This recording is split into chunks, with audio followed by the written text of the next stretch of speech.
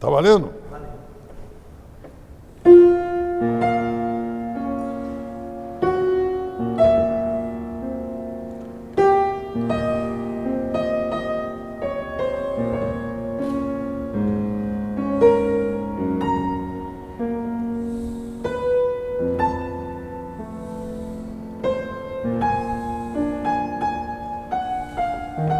Eu chego, faço assim.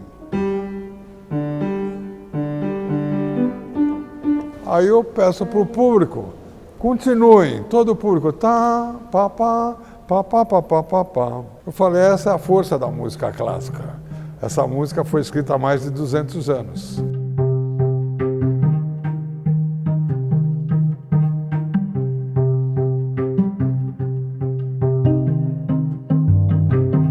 No momento que eu piso no palco, eu falo, a minha intenção agora é dignificar a memória de todos os grandes artistas do mundo que pisaram aqui dentro.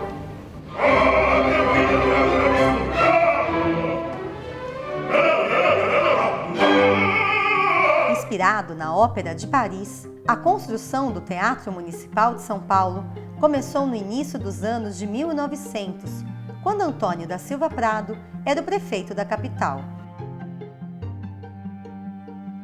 Seu projeto foi assinado pelo famoso arquiteto da época, Ramos de Azevedo, além dos italianos Cláudio e Domiziano Rossi. É uma elite envolvida com a produção da cidade e o primeiro prefeito, que é o Antônio Prado, é o exemplo paradigmático disso. Vai promover uma série de obras públicas de embelezamento e melhoramentos urbanos. Essa elite, ela também precisava dessa cidade, desse cenário, no sentido de se projetar ou se afirmar do ponto de vista de capital simbólico internacionalmente e trazendo negócios do contexto internacional para cá.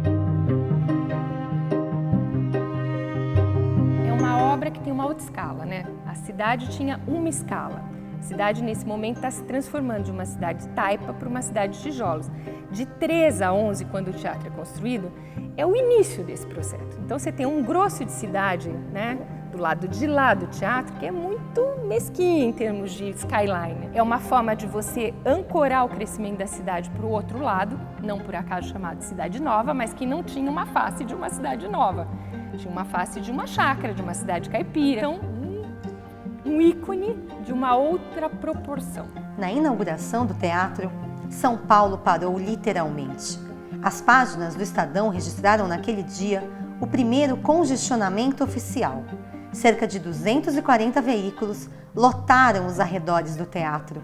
Fora dos carros, aproximadamente 20.000 pessoas observavam curiosas a chegada dos convidados. A ópera de estreia foi Hamlet, de Ambroso Dumas, mas seu último ato não chegou a ser encenado. Porque não deu tempo, né? Porque você estava tão preocupado com outros aspectos, né? Enfim, as pessoas queriam ser vistas, todo o ambiente social que envolveu essa estreia, né? E a arte ficou totalmente em segundo plano. Imagina os excluídos da festa, né? Quantos não eram? Era um espaço de elite, né? E essa elite nesse dia está vestida em trajes a rigor, manda fazer vestidos na França, nas moditas nacionais de maior qualidade, os homens usam fraque. Inaugurando uma novidade que São Paulo estava iniciando, experimentando, que é a iluminação elétrica. É uma cidade escura. E aí é o diferencial, eu acho, do escritório do Ramos de Azevedo, que nessa altura traz um personagem novo que acaba se casando com a filha do Ramos, que é o Arnaldo Dumont Villares. Ele tinha feito engenharia na Inglaterra e ele se especializa em engenharia civil e elétrica, no momento que a Politécnica não tinha essa cadeira em São Paulo. Então ele se incumbe do projeto de elétrica do teatro, com parceria com a Light. A iluminação do edifício conspira a favor, é quase que teatral, né? O teatro seria o correspondente ao que foi a Torre Eiffel na Paris, que inaugurou a iluminação elétrica.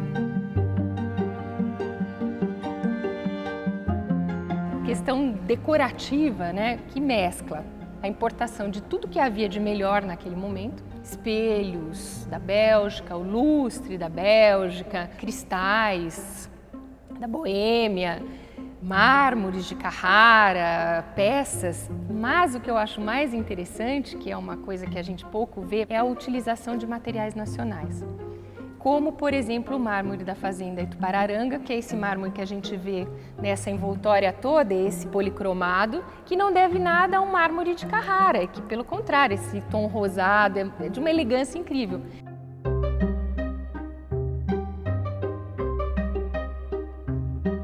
O Teatro Municipal ele levou um dinamismo maior da cena cultural de São Paulo. No momento que ele nasce, é claro que ele acaba levando a outras iniciativas, né, que vão dando à cidade uma cara cultural muito mais evidente. Não por acaso o Municipal vai ser palco de acontecimentos muito importantes, como a Semana de Arte Moderna, enfim, que são acontecimentos importantes não apenas para a cidade, mas para a cultura brasileira como um todo. A Semana de 22 marcou o início do modernismo no Brasil e também a história do teatro, que serviu de palco para o início de uma revolução na cultura nacional. A exposição apresentou ao público nomes que virariam expoentes da nossa arte, mas que entre 11 e 18 de fevereiro daquele ano chocaram a plateia, provocando aplausos, mas também vaias e uma agitação geral.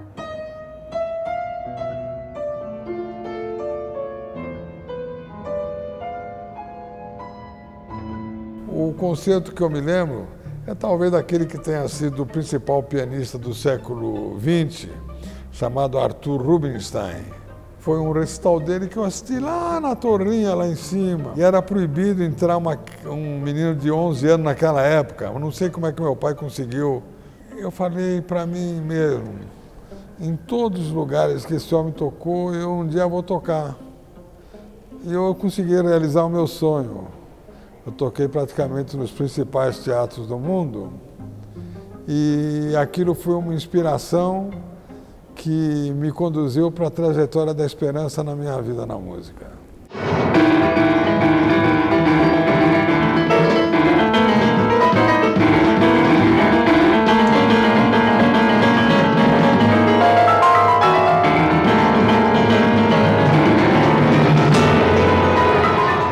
Com 13 anos, eu vinha assistir um concerto, eu usava gravata, mas era um pouco elitizante também.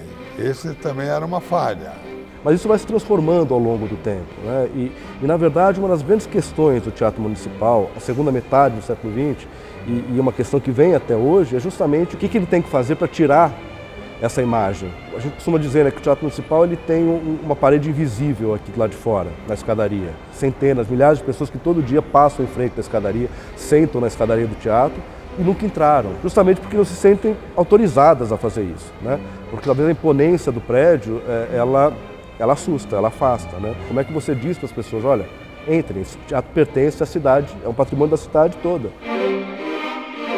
Em 2005, o então prefeito de São Paulo, José Serra, criou a Virada Cultural, evento que promove diversas manifestações artísticas gratuitas pela cidade. O Teatro Municipal participa dela como um palco de espetáculos. Inclusive o próprio João Carlos Martins já foi um de seus convidados. A Virada Cultural foi ideia minha mesmo, com base em coisas que eu vi ou soube em outros países da Europa, né, inclusive de Paris, da Inglaterra, de outros lugares, e utilizando recursos que muitas vezes ficam ociosos, né, ou desconhecidos.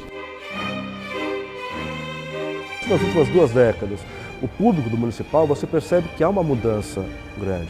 Ele é um público muito mais diversificado do que ele já foi, seja do ponto de vista das regiões da cidade, seja do ponto de vista de idade. Você tem um público muito mais jovem, são ingressos mais baratos do que se imagina. Você, para ver uma ópera hoje, você paga R$30, R$40. Muitas vezes você paga menos do que você paga para ir ao cinema. Tem muitos concertos gratuitos, você tem concertos com ingresso mais caro, é R$5.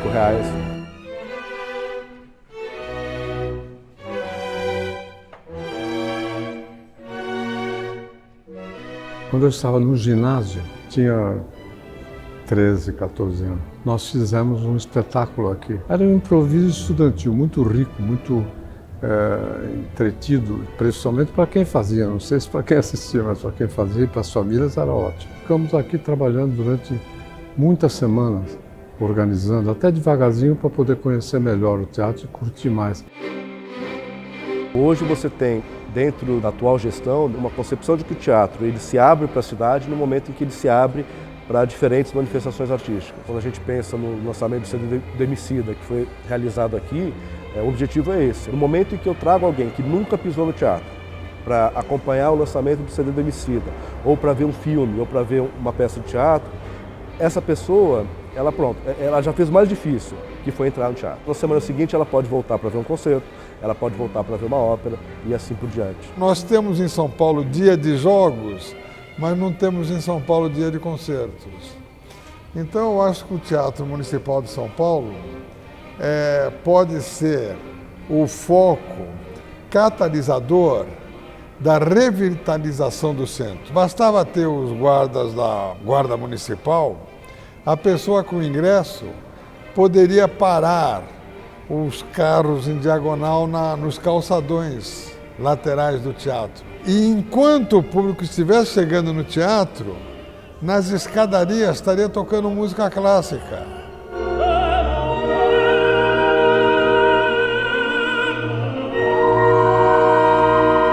Esse impacto, essa intensidade do espetáculo, essa força mesmo, assim, que te pega, você não sabe nem muito bem por quê, é quase físico, assim.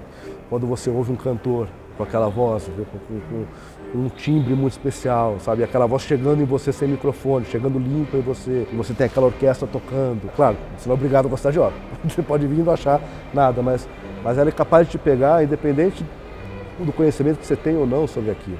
Quem vier a governar essa cidade tem que fazer do Teatro Municipal de São Paulo um repeteco depois de 100 anos. Ou seja, no ano de 2022, eu gostaria de ver não a Semana da Arte Moderna, a Semana do século XXI nas artes a partir do Teatro Municipal de São Paulo.